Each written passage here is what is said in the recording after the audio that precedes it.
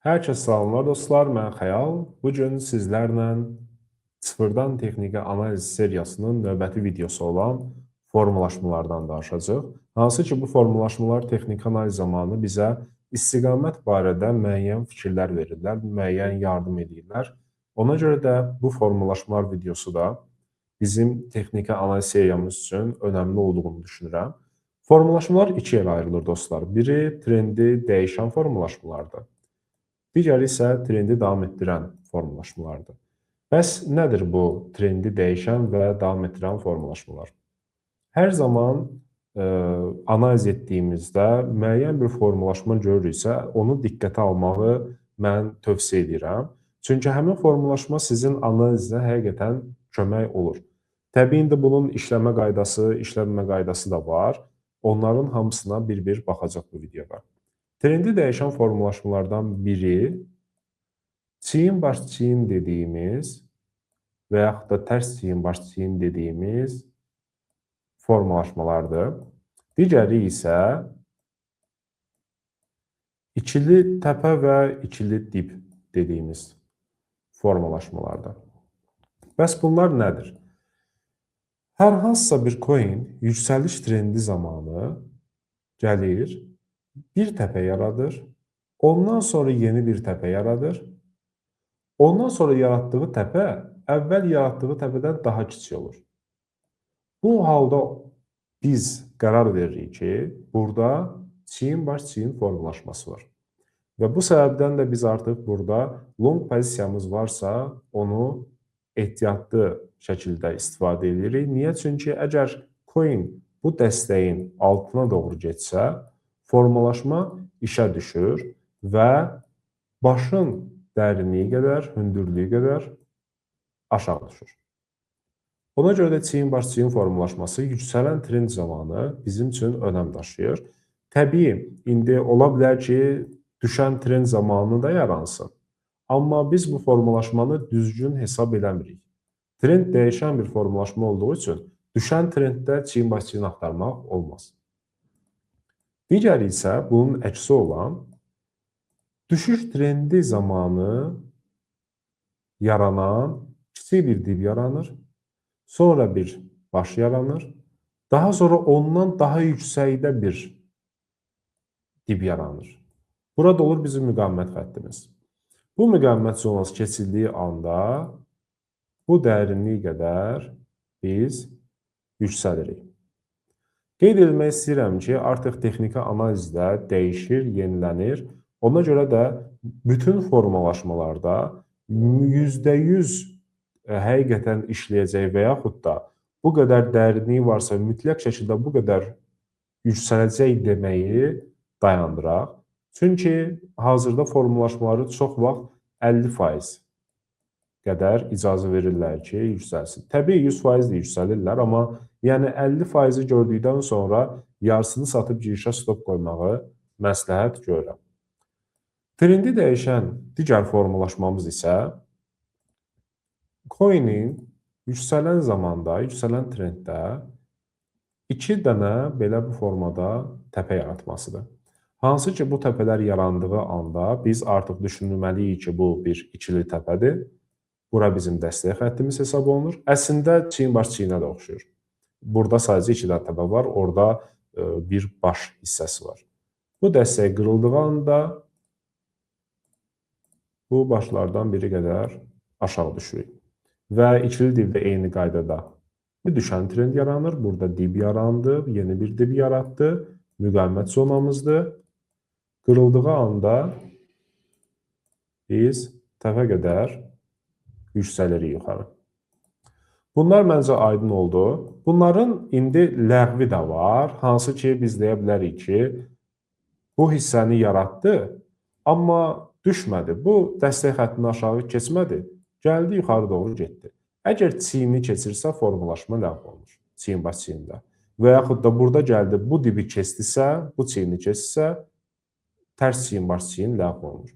Və yaxud da burada ikili təpədə aşağı düşmədi, gəldi, yuxarı doğru keçdi, buranı keçdi, ləğv olunur.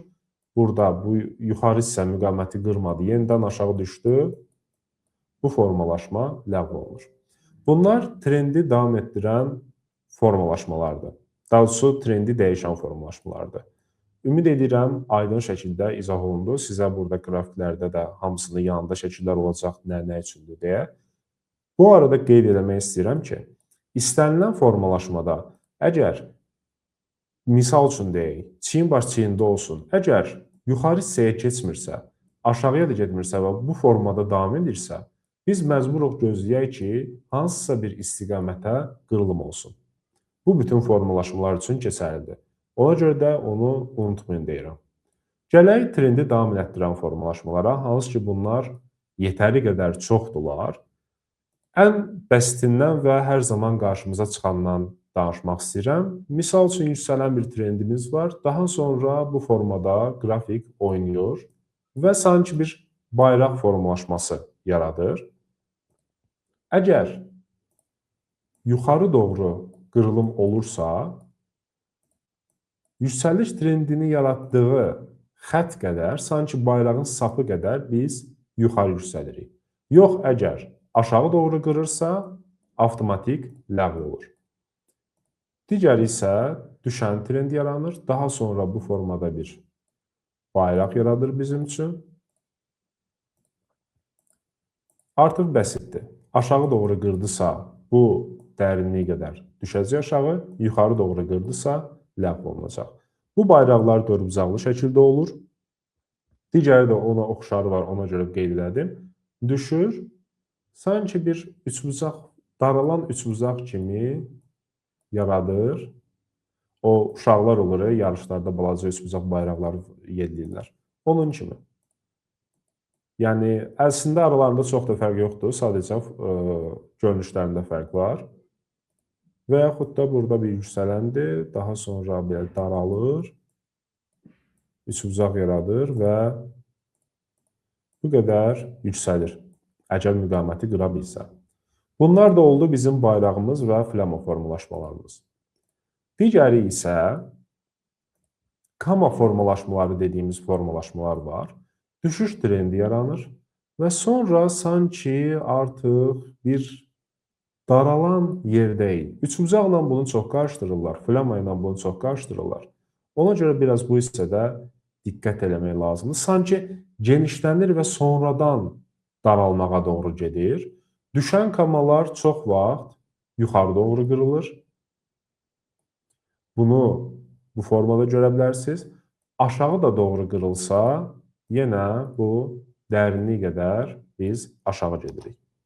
Və yaxud da ola bilər ki, biz bu hissəni nəzərə almırıq. Niyə? Çünki ola bilər ki, bu geniş hissə qədər yuxarı və yaxud da aşağı doğru gedək. Artıq hamısı bəlli oldu deyə yenidən çəkib sizin gözünüzü yormaq istəmirəm. Bir digəri isə bizim çanaq qulp formalaşması dediyimiz bir formalaşmadır. Coin yüksəlir, sonra sanki belə bu formada bir çanaq yaradır. Sonra yenidən düşür, sanki qulp yaradır.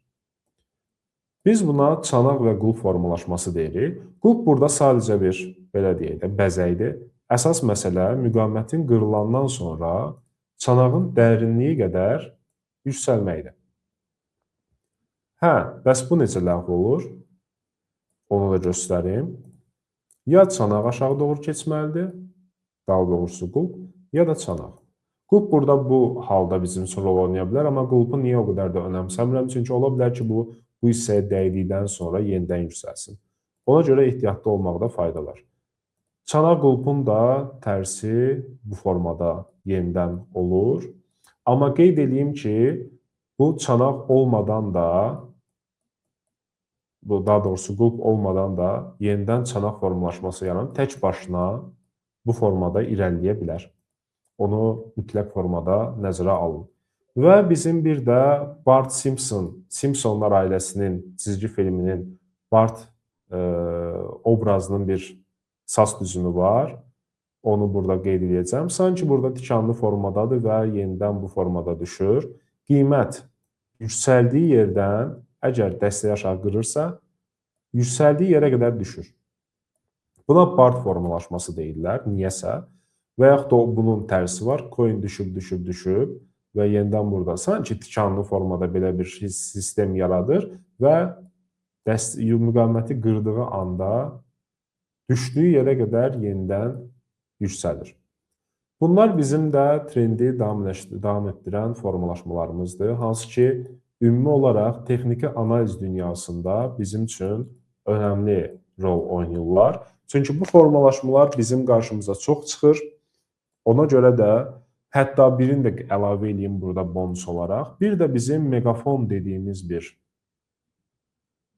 formalaşma var. Sanki bu megafon kimi genişlənir və müqavimət hissəsini qırdıqdan sonra qulpu qədər yuxarı yüksəlir. Bunun əksi də eyni formada davam edir. Burada sanki artıq ağzı genişlənir, böyüyür.